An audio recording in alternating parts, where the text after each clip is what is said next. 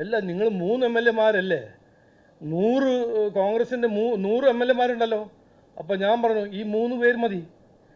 അവരെ നോക്കാനും അവരെ കൃത്യമായൊരു സ്ട്രെയിറ്റ് ലൈനിൽ വർക്ക് ചെയ്യിപ്പിക്കാൻ ഈ 3 MLA-മാർ മതി. ഇത് കാരണം ഇത് നരേന്ദ്രമോദിജീൻ്റെ BJP NDA-ൻ്റെ 3 MLA-മാരാണ്.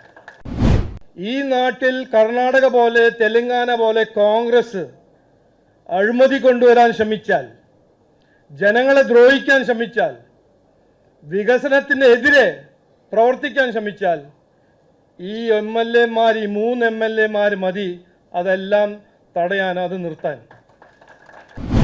ഞാൻ ഇന്നലെ പറഞ്ഞ കാര്യം ഇന്നും പറയുന്നു.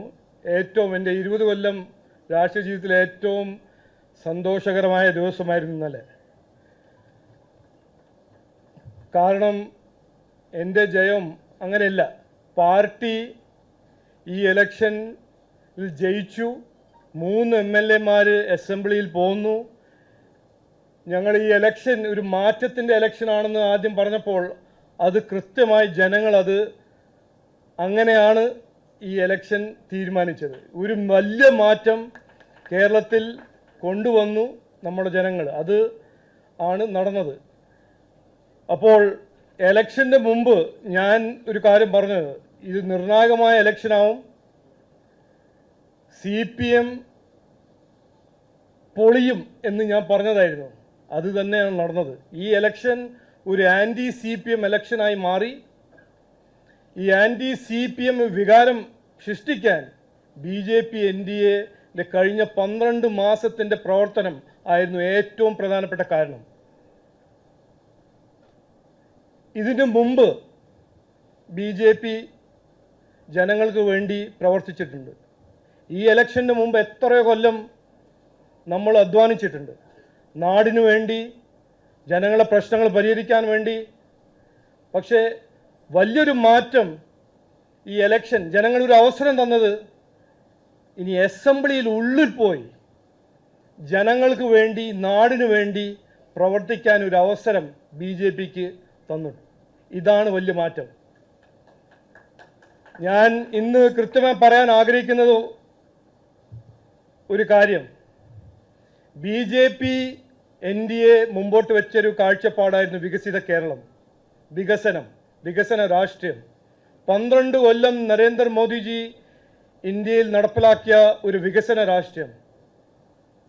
ഈ 3 MLA-മാർ എന്നോട് ഇന്ന് ഒരു മാധ്യമ സുഹൃത്ത് പറഞ്ഞു, അല്ല നിങ്ങൾ 3 MLA-മാരല്ലേ, 100 കോൺഗ്രസിൻ്റെ 100 MLA-മാരുണ്ടല്ലോ. അപ്പോൾ ഞാൻ പറഞ്ഞു ഈ 3 പേര് മതി. അവരെ നോക്കാനും അവരെ കൃത്യമായൊരു സ്ട്രെയിറ്റ് ലൈനിൽ വർക്ക് ചെയ്യിപ്പിക്കാൻ ഈ 3 MLA-മാർ മതി. ഇത് കാരണം ഇത് നരേന്ദ്രമോദിജീൻ്റെ BJP NDA-ൻ്റെ 3 MLA-മാരാണ്. ഞങ്ങളുടെ രാഷ്ട്രീയം വികസന രാഷ്ട്രീയമാണ്, അഴിമതി രഹിത ഭരണം. ഈ നാട്ടിൽ കർണാടക പോലെ തെലങ്കാന പോലെ കോൺഗ്രസ് അഴിമതി കൊണ്ടുവരാൻ ശ്രമിച്ചാൽ, ജനങ്ങളെ ദ്രോഹിക്കാൻ ശ്രമിച്ചാൽ, വികസനത്തിനെതിരെ പ്രവർത്തിക്കാൻ ശ്രമിച്ചാൽ ഈ MLA-മാർ, ഈ 3 MLA-മാർ മതി അതെല്ലാം തടയാൻ, അത് നിർത്താൻ. ഇത് ഒരു വലിയ അവസരമായിട്ട് ഞാൻ കാണുന്നു. BJPക്കും ജനങ്ങൾക്കും ഈ നാടിൻ്റെ ഒരു ദിശയും ദശയും മാറ്റാൻ. ശരിയാണ്, 10 MLA-മാർ ഉണ്ടായിരുന്നെങ്കിൽ കൂടുതൽ നമുക്ക് ചെയ്യാൻ കഴിയും. 140 MLA ആയിരുന്നു ഞങ്ങളുടെ ലക്ഷ്യം. പക്ഷേ അത് ഈ ഇലക്ഷനിൽ കിട്ടിയില്ല.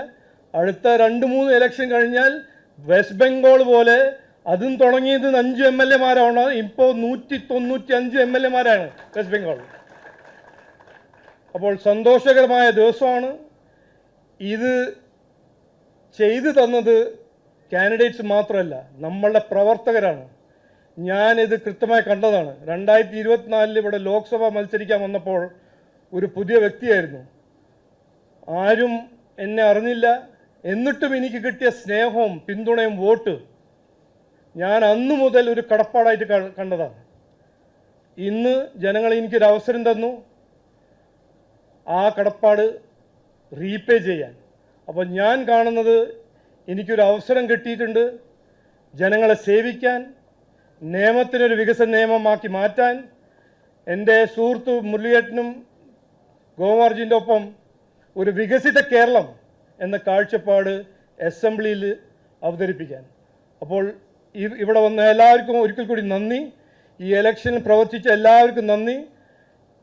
നിങ്ങളുടെ വിശ്വാസം ഞങ്ങളത് അപ്കീപ്പ് ചെയ്യും. ഈ വരുന്ന 5 കൊല്ലം ഒരു വലിയ മാറ്റം അസംബ്ലിയിൽ ഇന്ന് പ്രവർത്തിച്ച് ഉണ്ടാക്കും എന്ന് വാഗ്ദാനം തരുന്നു. എല്ലാവർക്കും നന്ദി, നമസ്കാരം. ഭാരത് മാതാ കി, ഭാരത് മാതാ കി.